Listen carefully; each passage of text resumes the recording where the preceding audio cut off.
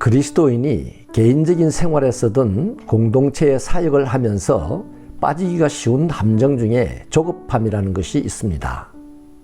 내가 원하는 시간에 내가 익숙한 방식대로 일이 진척되지 않았을 때 우리는 흔들리기가 쉽고 심하면 하던 그 일에 열심을 잃어버리는 경우도 있습니다. 예수님께서 사랑하셨던 가족이었던 마르다와 마리아 자매에게서 아주 절박한 소식이 들려왔습니다. 그들의 오빠 나사로가 병들어서 죽게 되었다는 것이죠. 보통 우리는 이런 소식을 들으면 하던 모든 일을 제쳐두고 급하게 달려갔을 것입니다. 그런데 예수님은 그러한 소식을 듣고도 이틀 동안 계시던 곳에 머물렀다고 합니다. 어찌 보면 예수님이 참 매정스럽게 느껴지는 장면입니다. 그렇다면 주님은 그렇게 긴급한 소식을 듣고서 왜 이틀을 더 유하셨을까요? 이런 질문이 생깁니다.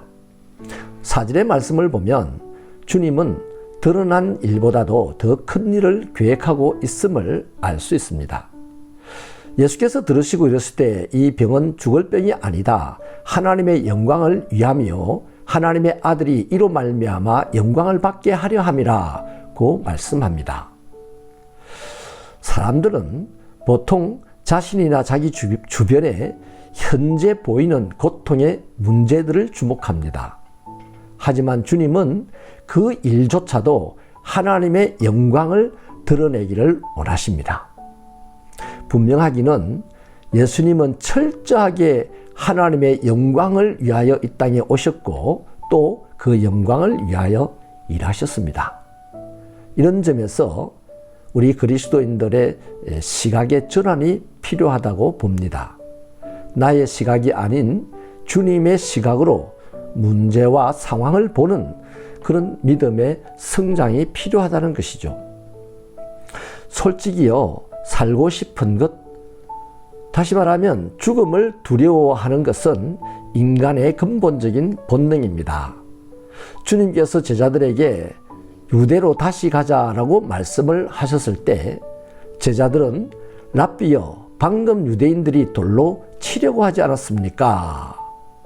또 그리로 가려고 하십니까? 라고 반문합니다. 가기 싫다는 얘기죠. 거기 가면 죽는다는 것을 안다는 얘기죠. 죽음이 두렵다는 것이죠. 당연합니다. 인간은 살고 싶어 합니다. 근본적으로 죽음을 두려워합니다. 죽음을 두려워하지 않는다면 그 사람은 지금도 호기를 부리고 있는 것이죠. 결국 주님은 제자들에게 나사로의 질병과 죽음 그리고 이 부활을 통해서 제자들에게 죽음을 두려워하지 않는 부활 신앙을 가르쳐 주고자 하셨던 것입니다. 주님은 15절에서 내가 거기에 있지 아니한 것을 너희를 위하여 기뻐한다라고 말씀하셨습니다. 지금 당장 주님이 거기에 계시지 않았기에 병든 나사로가 죽었습니다. 죽은 나사로가 썩어서 냄새가 진동하고 있었습니다. 하지만 죽고 썩은 나사로를 살리는 일을 통하여 주님은 더 큰 기쁨을 더 확실하게 주고자 하셨습니다.